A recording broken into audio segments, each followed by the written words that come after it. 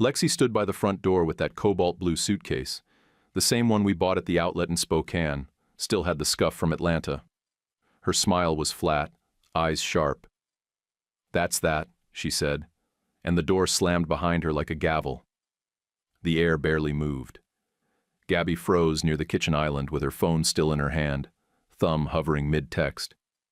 Millie sat stiff in the dining room chair Lexi just left, still staring at the empty space like it might speak. I took one breath, then another. My chest felt like someone had vacuumed out everything inside it, but my voice came out steady. "She'll cool off," I said, because that's what I do. I say the thing that keeps the room from breaking in half. Millie looked up, her voice low but clear. "Or maybe we don't need her." That one hit deep.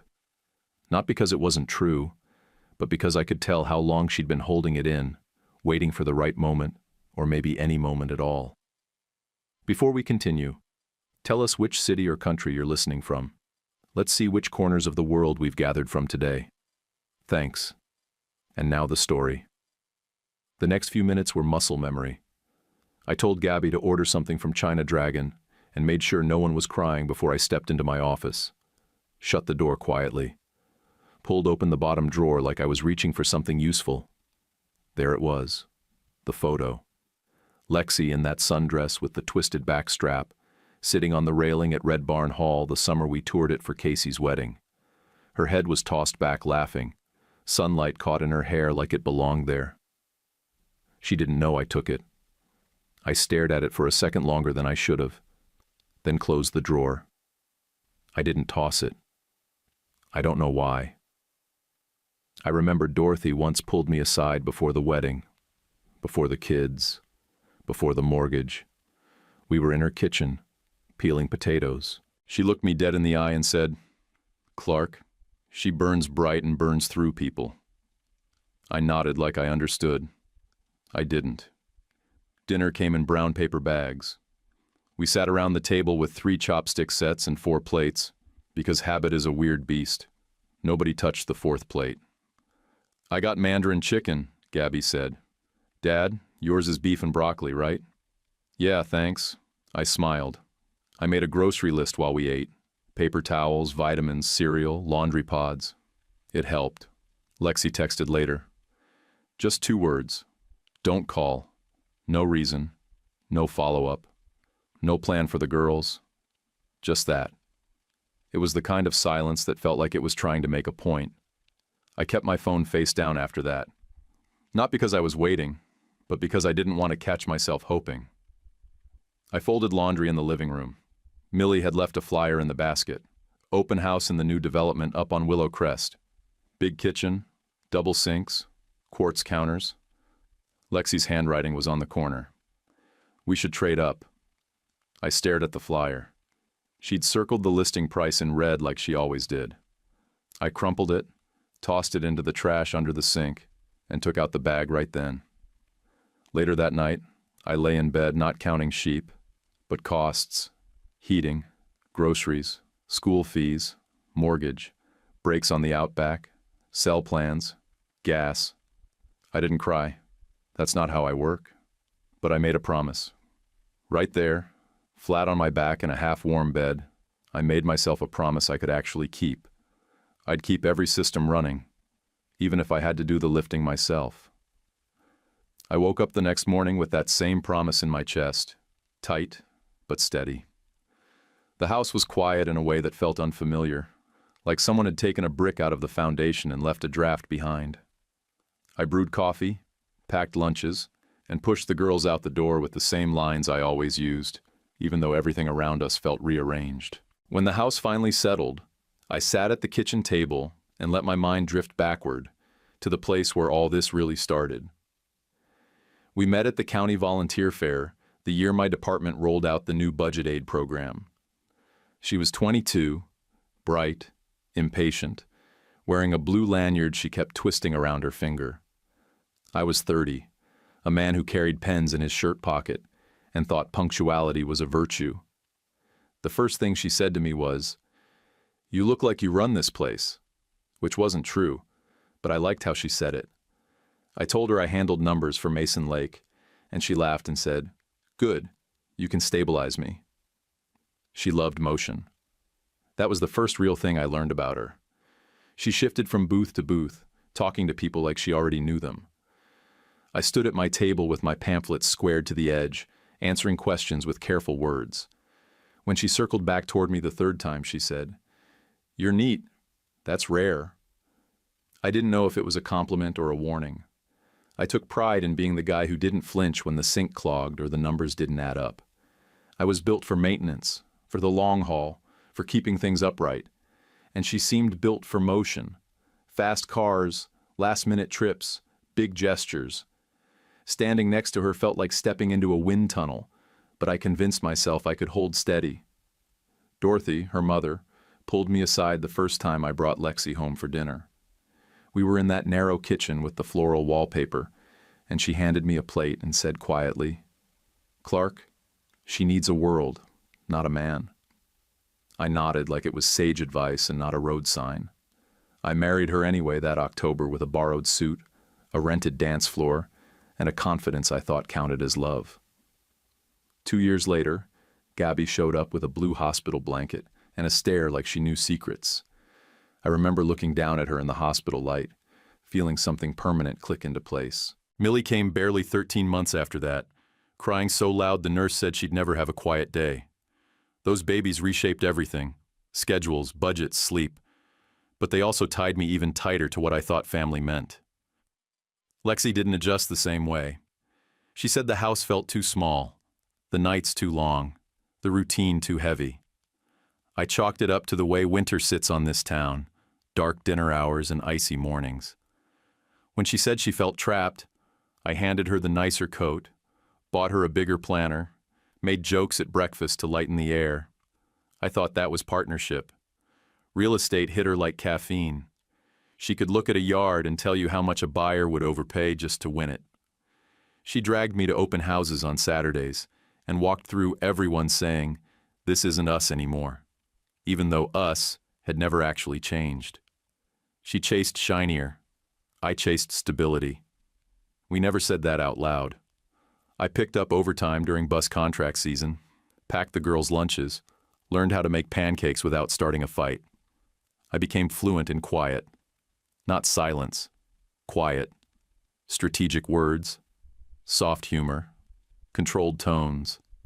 Anything to keep storms from forming. She started calling me the brake pedal, mostly at parties when she wanted an audience. I'd stand beside her with a drink in my hand while she laughed and said, "Clark slows everything down," like I was some anchor dragging behind her shiny life. People would glance at me awkwardly, and I'd pretend not to notice. I told myself it didn't matter. A man provides. That was the sentence I lived inside. Roof, health insurance, groceries, tuition envelopes, checklists taped inside cabinet doors. Whenever she shoved for another upgrade, I bit my tongue.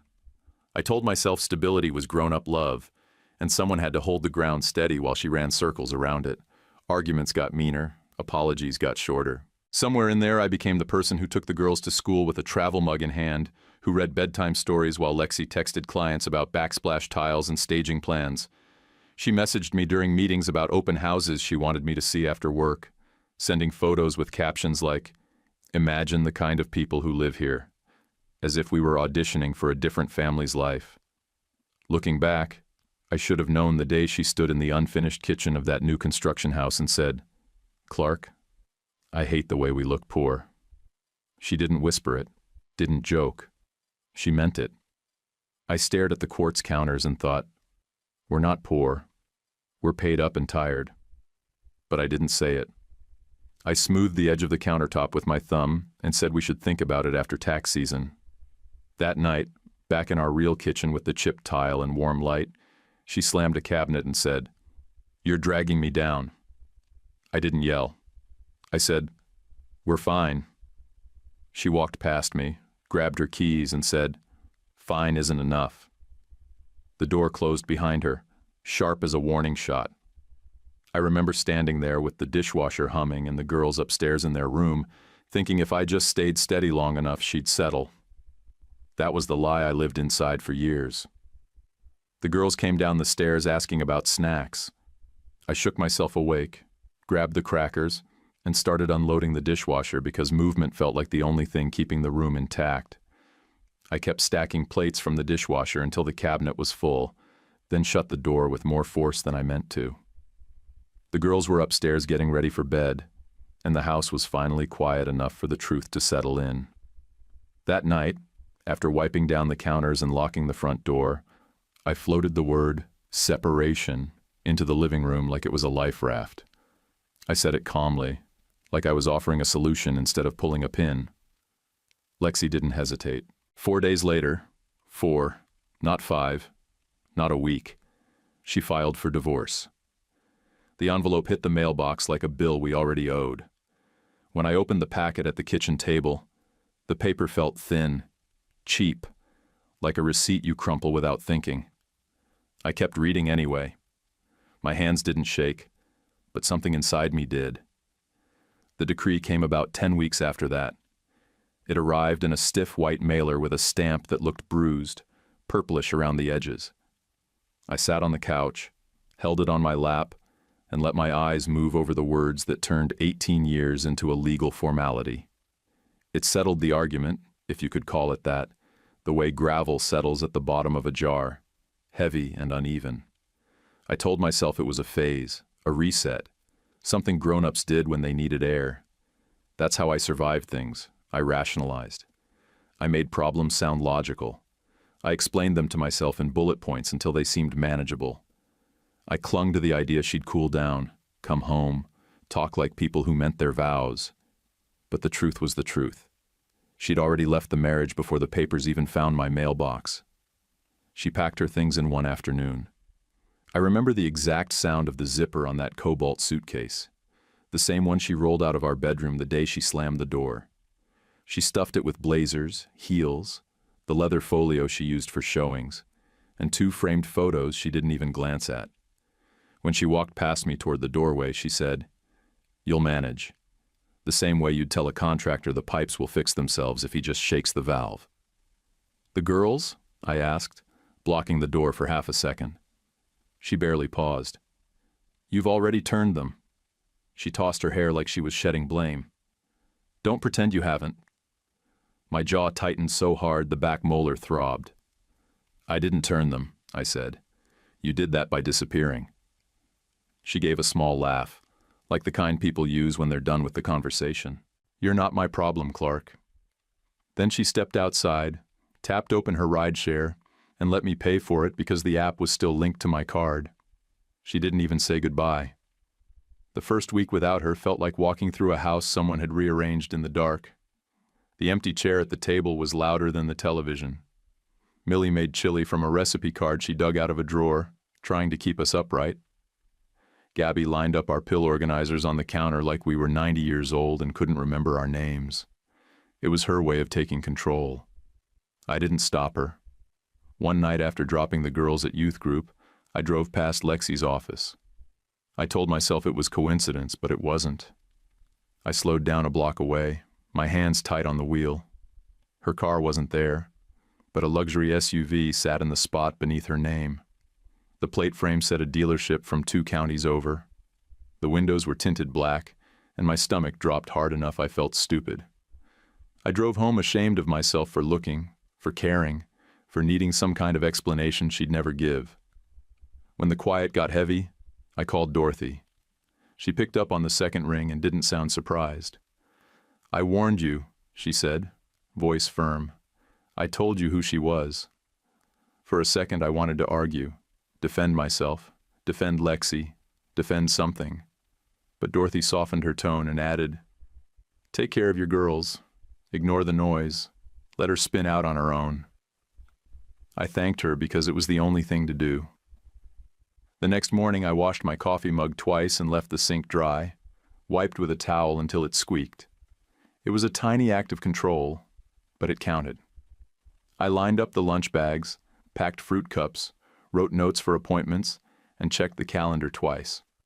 Bills were paid on time, even the boring ones. By week 3, laughter started creeping back into the house.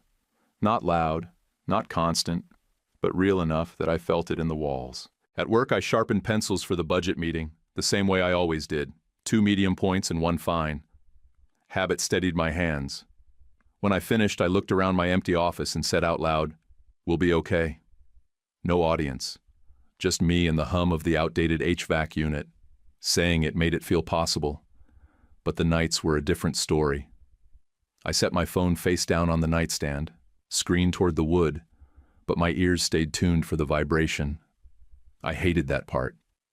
The listening, the half-hope, the reflex I couldn't kill. Every buzz from a spam number made my pulse jump. Every hour that passed without a message felt like a reminder that she'd moved on without looking back. Gabby knocked on my door one of those nights, hair pulled into a messy braid. "Dad, do you want tea?" she asked. I said sure, even though I didn't. She brought me a mug, set it on my nightstand, and didn't comment on the phone turned upside down. She just said, "Good night," and closed the door quietly. I lay back, staring at the ceiling, trying not to picture Lexi with a new life, a new guy, a new version of herself she thought she deserved. I tried not to imagine her laughing, or drinking wine in some staged kitchen, or pretending the last 18 years had been a misunderstanding. Eventually I got up, walked to the kitchen, and took out the trash. The night air was cold, sharp enough to wake me fully. I hauled the bin to the curb, hands stiff on the plastic handle, and told myself again we'd be okay. The trash bin thudded against the curb, and I went back inside to finish the budget draft. The girls were upstairs, lights low, door cracked. Everything was finally still. They didn't tell me about seeing her that week. I found out later, maybe 5-6 days after, when Gabby let it slip during a drive to Costco. She was in the passenger seat, scrolling through her phone, and she said it like it was weather. "We saw Mom last Thursday." The air left my lungs before I could answer. "Where?" "Harvesttown. We were grabbing milk." Millie from the back seat added, "And ramen, the good kind." I stayed quiet a beat too long. Gabby glanced over and filled in the silence. She was wearing a slate suit, heels, walked out like a commercial. "Into what?" I asked. "Black SUV, tinted windows, new dealership plate." Millie said, "She didn't see us." Gabby cut in quick. "Or she pretended not to. That's more like it." I didn't say anything, not because I didn't care, but because if I opened my mouth, the wrong thing would come out, and I'd already learned how fast that spreads in a family. Gabby looked down at her phone again. Sales guy loaded something into the trunk, box with fragile tape on it, like she was buying glass or champagne. "And she was smiling," Millie added, softer. "Not like she used to, just polished." I didn't ask why they waited to tell me. I already knew. They didn't want to give her space in the room, not unless she earned it, and she hadn't. That night, we ate like usual. Takeout containers, mismatched glasses, one placemat too many. The fourth plate sat where it always did, untouched, like a bookmark in the wrong chapter. Nobody looked at it, but no one moved it either. The next morning, Millie came down with wet hair and a hoodie pulled tight. I noticed it immediately. Her hair was darker. 2 full shades, maybe 3.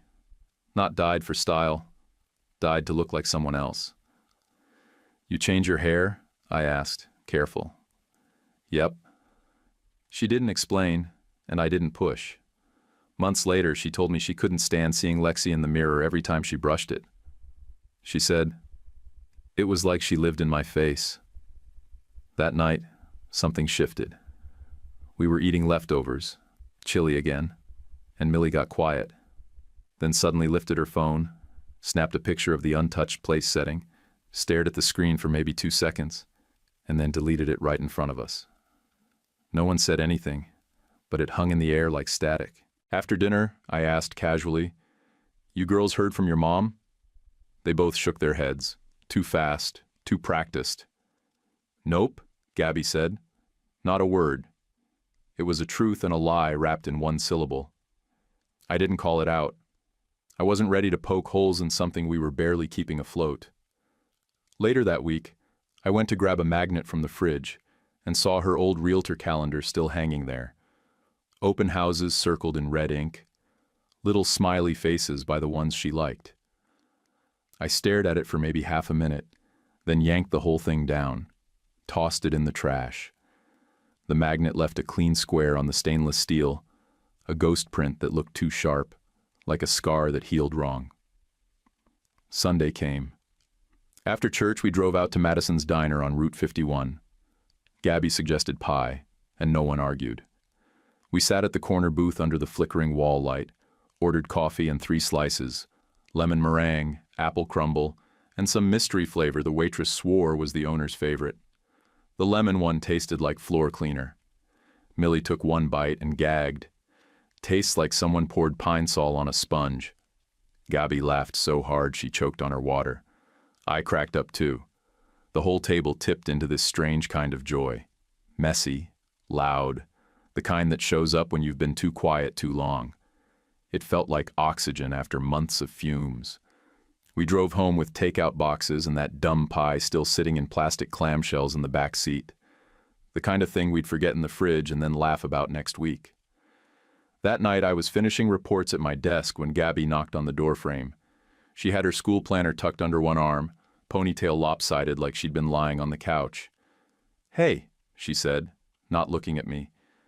"Can we stop setting the 4th plate?" I looked up, set my pen down. "Like, just for a while," she added. "It feels weird now." I didn't hesitate. "Yeah," I said. "We can stop." She nodded once, turned to leave, then paused. "I think Millie's waiting for you to say that out loud. She won't ask." "I'll take care of it," I said. She didn't smile, didn't cry, just gave me a look that said thanks without saying anything.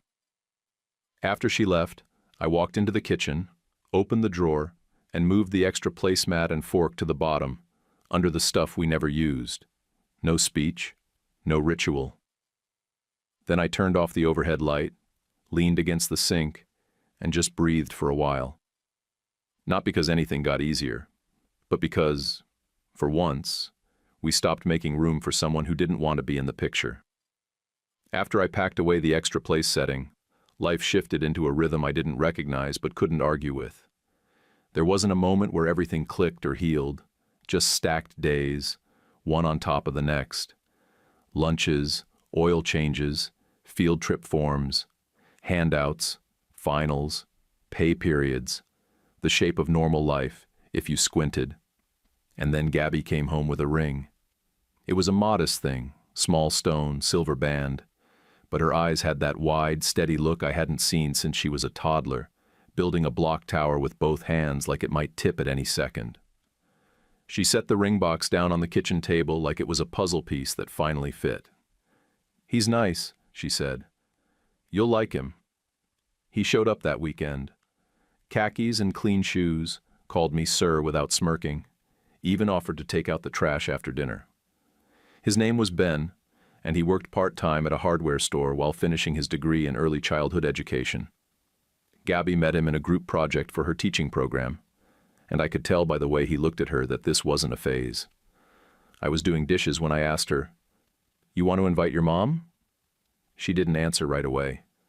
She finished drying a plate, set it in the cabinet, and finally said, "Maybe." Her voice was small but even. I should at least tell her. She waited until the next day to call. Said she didn't want to do it with me in the house, so she stepped out on the porch, phone in hand.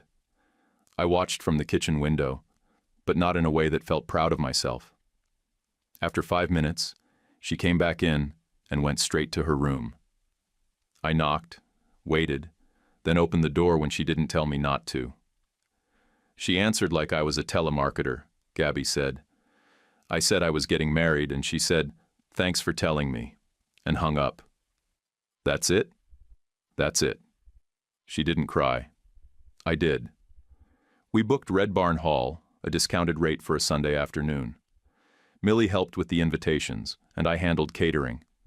Gabby just wanted it simple. She said, "I don't care about the frills. I just want it to feel real." I respected that. The day of the wedding, I kept glancing at the door like some rookie waiting to be called up to the big game. Like she'd come walking in at the last second. Maybe not to make amends, but just to show she still had some tether to us. She didn't. And when I stood up to give my toast, the words came out jagged. My voice cracked halfway through, and people smiled like it was touching, like I was a proud dad barely holding it together. But I wasn't choking on emotion. I was gagging on years of propping everything up for someone who'd long stopped showing up. That toast wasn't a goodbye. It was a burial. That night I cried. I mean, fully cried. Body shaking, pillow soaking, no point in hiding it kind of crying. Millie sat on the floor of my bedroom with her back to the bed, knees pulled in, just keeping quiet company so I didn't have to look at anyone while I fell apart. Neither of us said anything. She just stayed. I'll admit it. Over the next few days, I still caught myself glancing at the doorway out of habit. That sick muscle memory. Like a dog that checks the same empty porch for years because the leash used to clip there.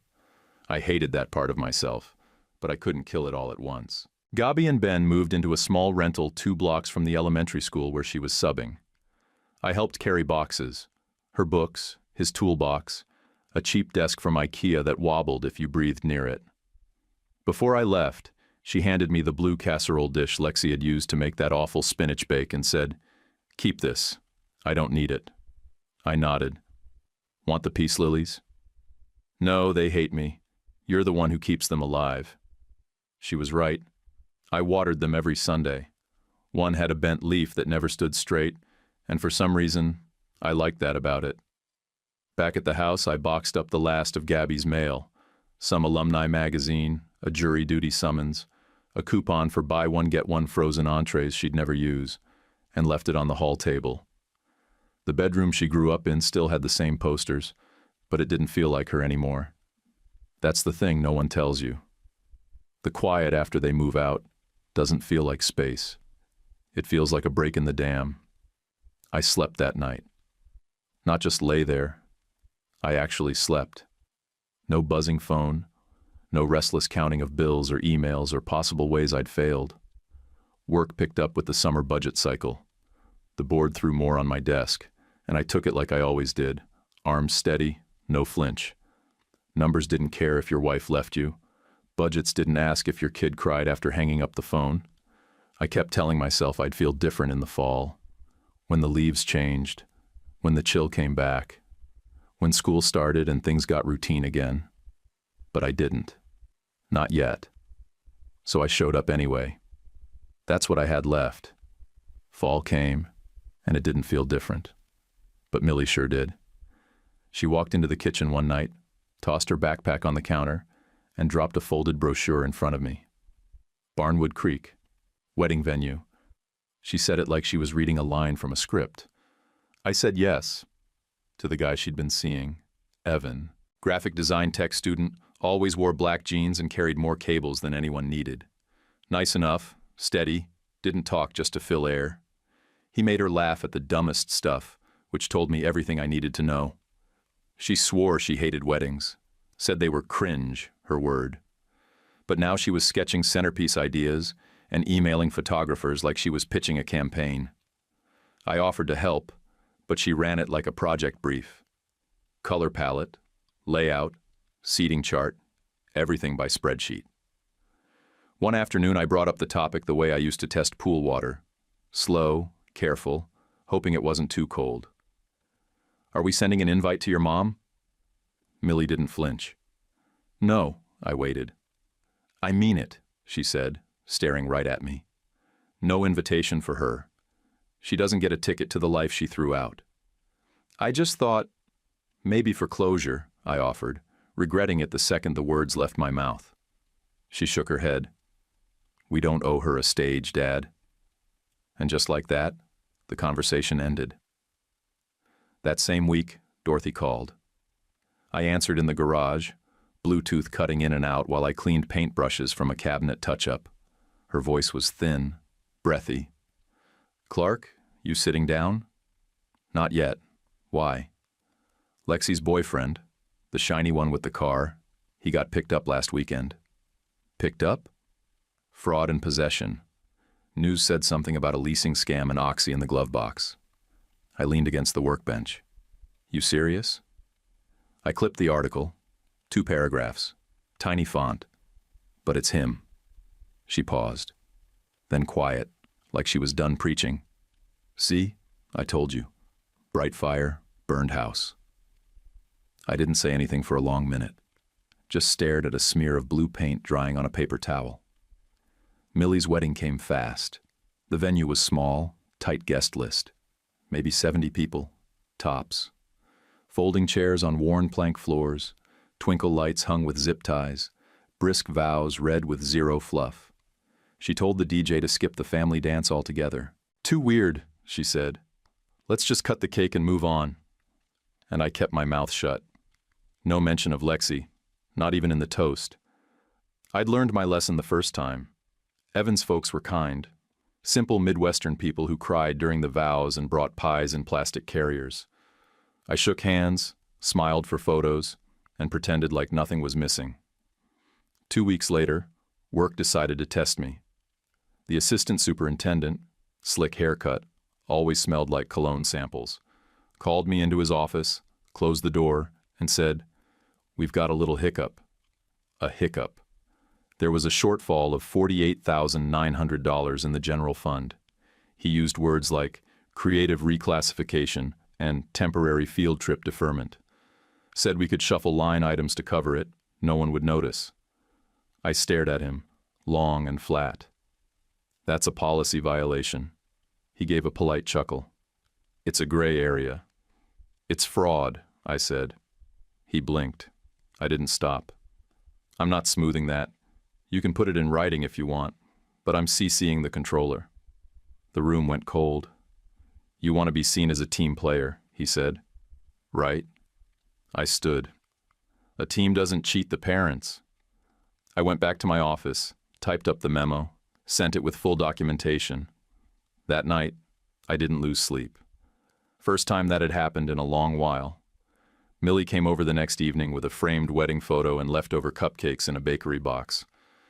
We sat at the table, talking about fonts, and how one of Evan's groomsmen gave a toast that made no sense but still made people cry.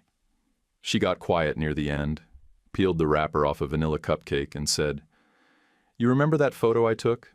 The place setting one?" I nodded. "Yeah. I deleted it the night before the wedding," she said. Keeping it felt like waiting. I didn't say a word, because there was nothing left to say. That sentence alone tore something loose I'd been carrying since the morning Lexi walked out. On their way out the door, Millie and Evan hugged me. Quick, strong. She slipped an envelope into my hand. "Open it later." I waited until the house was still. Sat in my office, lamp on low. Opened the card. Inside, her handwriting. "Please try again, Dad. You deserve someone normal." I didn't cry. I didn't even smile. I opened the bottom drawer and pulled out the photo of Lexi at Red Barn, the one I used to keep hidden under tax documents and expired coupons. I stared at it for a long minute, her head thrown back, laughing at nothing. That fake light in her eyes I used to call sparkle. And you know what? I didn't feel sad. I just felt tired. I tucked the photo into a plain envelope. Didn't trash it. Didn't shrine it either. Just filed it like paperwork that no longer needed a follow-up. That weekend I dropped groceries at Dorothy's. She met me in slippers, sweater buttoned wrong, keys in her freezer again. I found them next to a frozen lasagna and didn't say a word. Just took them out and slid them into the key bowl on her counter. Sometimes love is quiet like that. The keys clinked into Dorothy's bowl, and I stood there for a second too long, just staring at them. Then I turned off her porch light and drove home through the kind of evening that felt hollow in the middle. I didn't feel sad exactly, just thinned out. 2 days later, I was at the community college library, trying to print budget forms for the youth program grant. Machine jammed on page 2. Classic. I opened the panel, pulled out a twisted sheet, and tried not to swear. That's when I heard her voice behind me. "Staples go on the left," she said, "or you'll lose a page in the copier." I turned and saw calm hands and steady eyes. No panic, no attitude, just competence. She stepped around me, cleared the jam without commentary, then looked up and smiled like we already knew each other. Irene, circulation desk supervisor. She wore a navy cardigan, gold pen in her pocket, and a ring on a thin chain around her neck. Nothing flashy, just precise. I thanked her. She shrugged. "People complicate printers. They're just stubborn, not broken." I offered to buy her a coffee across the street. She said yes, like it was no big deal. We sat by the window of that tiny shop with the crooked blinds and talked about nothing. Then talked about something. She was 45, a widow, one grown son who lived 2 hours south, ran the library like a ship, orderly, quiet, reliable. No drama, no games, no just checking in texts 3 minutes after saying goodbye. I hadn't realized how much I needed that until it showed up in front of me. I told her about the girls, my job, the way board meetings could sap the marrow out of a man. She listened, asked questions, nodded like the world didn't need fixing, just steadying. We didn't plan anything. It just kept going. 2 weeks in, my car died outside the hardware store in ankle-deep slush. I called Irene, figuring she'd maybe give me a tow number. Instead, she showed up in her beat-up hatchback with hot tea in a thermos and a laminated card for a local tow shop. "I've had to use them 3 times, she said, handing me the tea. "They're faster if you ask for Vince." Bill was $180 even. I offered to pay it all. She paid half without blinking. Didn't make a speech about fairness or independence. Just handed the guy her card and said, "He's with me." The following week, St. Kellen Medical sent me a billing error from an urgent care visit back in March. Something about double charges on labs. Irene sat next to me at my kitchen table while I was on hold for 31 minutes. She took notes on a legal pad, kept the billing code straight, and got it fixed before I even had time to get annoyed. I call that the test, even though she never knew it was a test. To her, it was just normal life. To me, it felt like breath. We didn't rush. Wednesday dinners, Saturday walks along the river trail, no declarations, no fights, no expectations taped to the fridge, just good hours. After the furnace hiccup last winter, I'd given my neighbor Mike a spare key, small town insurance. When Irene dropped by, she used it once when I was late getting home. Left stew warming on the stove and a sticky note on the microwave that said, "Don't reheat it to death." It's fine. I told the girls about her after a month. I didn't make a speech. Just said I'd been spending time with someone, and they'd like her. We set up a dinner at my place. I made meatloaf, burned the edges a little. Gabby brought green beans. Millie brought sarcasm. Irene brought pie. We sat down at the kitchen table like it was just another Wednesday.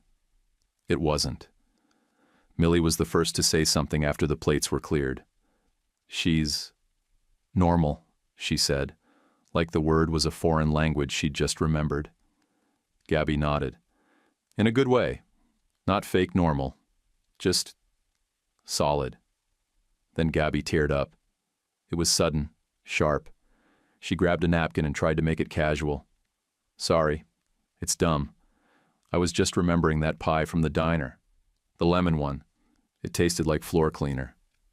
Irene smiled. "I like tart." We laughed so hard Millie nearly tipped her glass. It wasn't forced. It wasn't for show. It was just the kind of laugh that makes a person remember they still know how. After they left, I slid the stapler forward on my desk and shut the drawer on the envelope with Lexi's photo in it. Not a dramatic gesture. Just closure by inches. At night, I started sleeping through. Not because life got easy, but because someone steady sat at the other end of the couch while the commercials ran. Irene would read, sometimes ask me questions about things that didn't matter. Do you think people who make microwave dinners eat them themselves?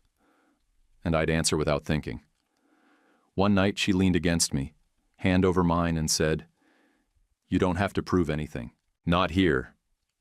I didn't answer, just nodded once, because that was all I had. Some days I still looked at the calendar like a man waiting for something to go wrong, but less and less often. Normal isn't loud. It doesn't need attention. It fixes the printer, brings the tea, and stays through the hold music. And it was about time I got to feel what that was like. The day after Irene and I walked the river trail in silence, no hand-wringing, no confessions, just breathing, I got another email from the assistant superintendent. Subject line, budget flexibility proposal. He called it a compromise. Wanted me to backdate 2 purchase orders and reclassify a field upgrade as instructional programming. I read it twice, closed the tab, opened the policy binder, and wrote a response with exact citations and a CC to the board finance chair. Hit send without a tremble in my fingers. Irene packed my lunch the next morning, leftover meatballs, some carrot sticks, a folded napkin. When I told her about the email, she just said, "You did right," and moved on to asking if I wanted pears or apples next week. She never lingered in drama, never tried to inflate small wins or dissect every decision like it carried some hidden meaning. She just packed the bag and kissed my cheek like it was Thursday, because it was. That night I finally told her the worst parts of Lexi. Not just the leaving, the performance, the way she flirted at open houses to get bigger commissions, the way she said I slowed her down in front of people, the way I held our house up with both hands while she pitched us as something she could sell if only I got out of the frame. Irene didn't flinch, didn't compare, didn't try to fix it or frame it or outdo it. She just said, "That must have been heavy," and moved her hand to mine. Her thumb brushed the edge of my palm like she was wiping off years I'd never put into words. The next morning I filed a formal ethics complaint, attached everything, the memos, the policy references, the timeline. Then I took a walk down Main Street while flurries blew in like TV static. No headphones, no phone calls, just boots on sidewalk and breath in the cold air. For the first time in a long time, I didn't feel small. Gabby came over that weekend with a stack of hand turkeys her students had made. She dumped them on the kitchen table, then held 2 up like she was choosing between auction bids. "These 2 are the best," she said. "This one's a ninja. This one wrote your name wrong but gave you 6 fingers." "Put 'em both up," I said. "Equal representation." She laughed and made me hang them on the fridge. First time I've had fridge art in years. Millie stopped by the next day with a tube under her arm. New contract from a local print shop. She designed our school district's carnival poster. It looked clean and bright, with cartoon balloons and big block letters. She leaned over while I unrolled it. "Check the bottom corner." I squinted. There I was, a tiny cartoon of me with glasses and a calculator, holding a pie chart like a shield. "You serious?" I asked. She grinned. "Consider it legacy branding." Dorothy had a good day the following week. I stopped by with soup and laundry detergent. She sat at the kitchen table in a warm fleece, her eyes clearer than they'd been in weeks. She motioned me to sit. I told the girls. Told them what? That I warned you. That I saw it coming. That I loved them and couldn't fix Lexi. She said it plain. Not cruel, not proud. Just a fact she'd carried too long. "Thank you," I said. "They deserve to know," she said. So did you. The next Saturday, I took Irene to Harvesttown Market. She wanted apples and good tea. We turned into the produce section, and I felt it before I saw it. Tight smiles, quick glances. 2 of Lexi's old real estate colleagues standing near the citrus bins. They looked right at me, then at Irene, then back down at the grapefruits. Irene leaned close and asked, "These okay, or too soft?" I looked down. She was holding 2 apples, 1 in each hand, calm as ever. "They're perfect," I said. She bagged them, turned the cart, and kept moving. No flinching, no theater, no long looks or whispered names, just apples. The controller backed me the following Monday. Official letter in my inbox saying the policy review was solid and my ethics complaint had merit. 2 weeks after that, the assistant superintendent sent out a district-wide notice. He was relocating due to family needs. Same day his name disappeared from the staff directory. Funny how timing works. That night, Irene and I were sitting in the living room watching some dumb game show, one of those where people yell answers and the host pretends to care. I was halfway through a sentence about new copy paper when I just stopped. I looked over at her. My voice came out sharper than I meant, but I didn't apologize. I don't owe Lexi a thing. Irene didn't blink, just turned to me and said, "No, you don't." Then she picked up the remote and changed the channel. No ceremony, no analysis, just permission to let go. After she left that night, I walked into my office and opened the drawer. The photo was still there, in the envelope now. I didn't throw it out, didn't tear it. I just looked at it for a second, nodded like it was an account marked settled, and closed the drawer. Didn't lock it, didn't need to. It was a Thursday night. Irene and I were on the couch, half watching the weather report. Some storm line was drifting in over the lake. Red band, high wind warning, nothing we hadn't seen a dozen times before. She had a blanket over her knees, a pen in her hand, jotting something in a little notebook she never let me read. The doorbell rang. 2 quick hits, sharp like knuckles meant it. I stood up slow, expecting a neighbor, maybe Mike with another toolbox favor, maybe a package drop that needed a signature. I opened the door. Lexi. Older. Same stance. Eyes sharp but tired like she'd lost just enough power to be dangerous in shorter bursts. She said my name like a dare. Clark. And the house tilted.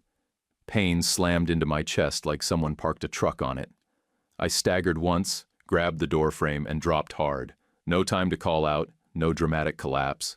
Just down. The last thing I remember seeing was the pattern in the rug. Burgundy with little diamonds. Then everything blurred. I heard Irene's voice, tight, focused, louder than she ever speaks. I heard my name once, then the sound of her running barefoot across the tile. I must have passed out before the sirens. What I know from the rest came later. Irene called 911 immediately. No fumbling, no second try. She used the landline because it was closest. Mike, my neighbor, showed up less than 3 minutes later. Used the spare key I gave him last winter when the furnace acted up. The ambulance from St. Kellen pulled into the driveway in 9 minutes flat. Paramedics rushed inside, gear bags hitting the floor. Irene had already placed my wallet and insurance card on the entryway table. Stacked, ready, no panic. Lexi tried to push into the hallway. "I'm his ex-wife," she said, loud and brittle. Irene didn't raise her voice. She stepped into the doorway, blocked her clean. "Paramedics only," she said, then handed the lead EMT my ID like it was a script she'd practiced. At the hospital, Gabby and Millie showed up just behind the ambulance. They told me later the nurse at the ICU desk stonewalled them until the doctor gave the all clear. They said their hands were shaking when they signed the visitor sheet. Then the shaking stopped. Lexi was in the lobby, tried to talk her way past the reception desk, said she had a right to see me, used the word family like it meant something. Security got called after her voice carried down the hall. Turned out she had an active warrant, failure to appear in court, tied to her boyfriend's mess from that fraud and possession case. Dorothy was the one who told us later, and Gabby found the article. Buried local coverage, 2 paragraphs long, no photo. Police didn't cuff her there, not in the hospital, but they told her to leave. She blamed the girls, said they turned me against her, said this was what happens when people poison bloodlines. Millie stared right at her. "You don't get to do that anymore," she said. Gabby said nothing, just stood there, blocking the elevator with her arms crossed. It was the first time Lexi had seen both of them together in almost 2 years. For the first time, they didn't absorb it, didn't make room for it, didn't let it stick. The nurse told the officer that my emergency contact was my partner.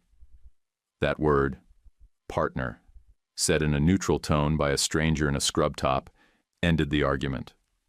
Irene stayed calm the whole time, answered questions, signed the consent forms, handed over my allergy list from memory. When the girls asked how she knew all that, she said, "I've been paying attention." They went home with her that night. Said they sat on the couch in my living room, shoes off, blanket over both their laps, and just breathed. That's what they told me. I woke up the next morning to the soft beep of the monitor and the pale green curtain pulled halfway around the bed. The air smelled like plastic and sanitizer. My chest ached like I'd been run over by something too heavy to name.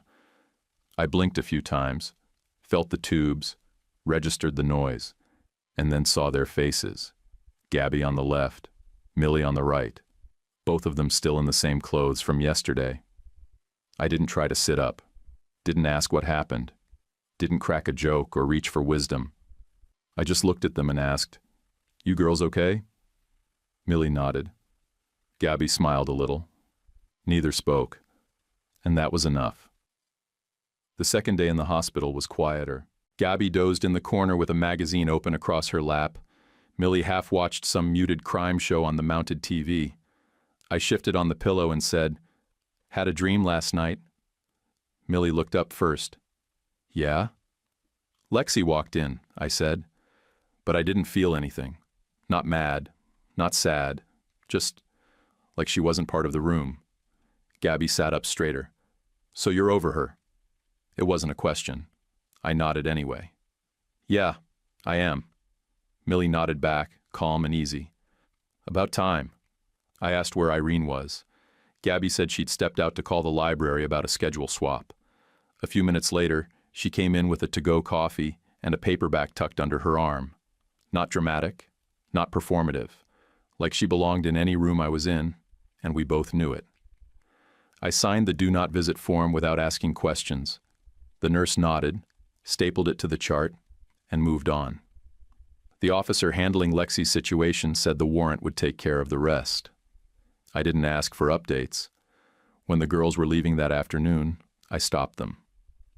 "I'm sorry," I said, "for keeping the drawer full, for waiting at the door, for setting that fourth plate like it was sacred." Millie rolled her eyes in that earned-it way only a daughter can. "Dad," Gabby said, "we knew.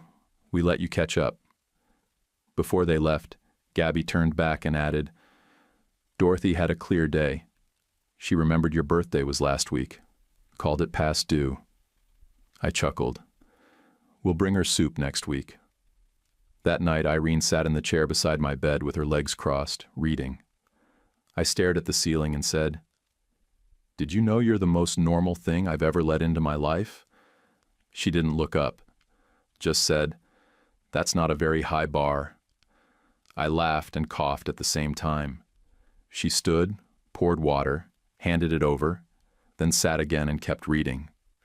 We didn't talk about Lexi. We didn't need to. We talked about snow tires and the grant cycle. Her son was coming up next month for a weekend visit. Said he wanted to meet the guy who made her smile through budget season. That was enough. A week later, I was home. The girls came over and filled the fridge like it was some mission. Irene had left fresh sheets on the bed and chili in the crock pot. She came by that evening, checked the thermostat, asked if I needed anything, and didn't hover. After they all left, I opened the desk drawer. The envelope was still there. I took out the photo. Lexi on that railing at Red Barn, laughing at nothing, light in her hair. I stared at it for a minute, waiting for the old ache to rise. Nothing. Just paper. Just weightless. I slipped it back into the envelope, slid it under tax files, and shut the drawer without ceremony. Later in the kitchen, the kettle clicked off. I turned and looked at Irene, standing by the stove, sleeves rolled. "I love you," I said. No music behind it. Just true. She looked over. "I love you too." Then she opened the oven door to check the rolls because the timer had gone off. Saturday, the girls came by. We made pasta, watched some dumb game show where the host wore awful ties, and passed a bowl of garlic bread around the table. No one set a fourth plate. And for the first time, the silence in the house felt like peace, not waiting. I'm not a hero. I'm just a man who paid the bills and kept the lights on. And if there's justice in anything, it's this. When Lexi came knocking to reclaim the life she threw away, there wasn't anything left to claim. She taught me what I won't live with. Irene showed me what living feels like. I'll take that trait every day until it stops feeling like a debt. Before you head out, let me throw something real your way. If someone from your past tried to walk back into your life after burning it down, would you open the door or finally shut it for good? If you've got the hype feature, please give it a tap so this story can reach more people who might need it. And take a second to subscribe and hit like. It's a small click that means a lot. Drop a comment too, even a simple good story or your honest take. I'd love to hear what you think. Love you guys.